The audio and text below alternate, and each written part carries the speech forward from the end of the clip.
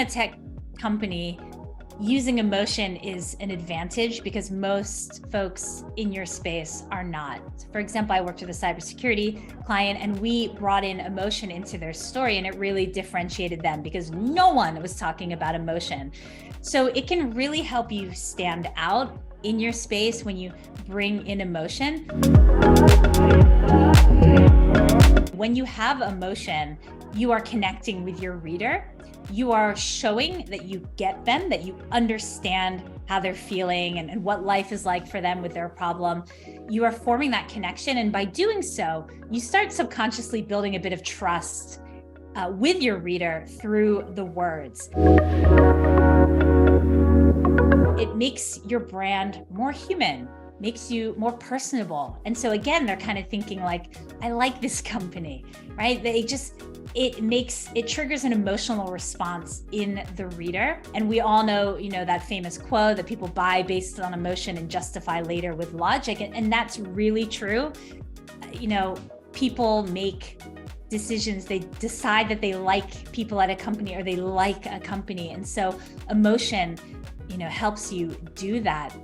It's funny because I don't know, I think it's just a holdover from the 90s or something where B2B just was joyless and had no emotion whatsoever.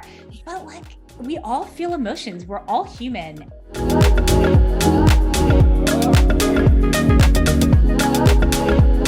One thing is that's really good is mirroring people's problems or their situation and how it makes them feel in the messaging. So reflecting back to them, like what's going on and why it's hard. And so you talk to customers and you're like, what does that look like? Like, okay, you say you're not organized. Like, what does that actually look like? And you get these great stories of people struggling before the software. And it's like, use those and jog people's memories and help them connect to that feeling that they're feeling today so that they kind of get inspired to maybe make a change and consider a solution.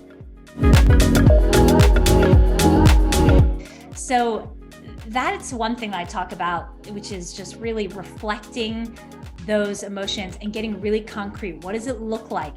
How does it feel? How do they really talk about it? And really weave that into your messaging. So much of it is increase efficiencies, streamline your day, and that doesn't make people feel anything. And when you use that, real language, when you show that you get it, it's great. It's like my favorite thing to use in messaging. An example I use a lot is stop having to bounce back and forth between tabs and going bonkers along the way. Now you can, do all your work in one screen without getting your focus distracted. You're describing a annoying, concrete feeling and situation that is jogging people's memories and reminding them and probably taking them back to that moment. You're making them feel something.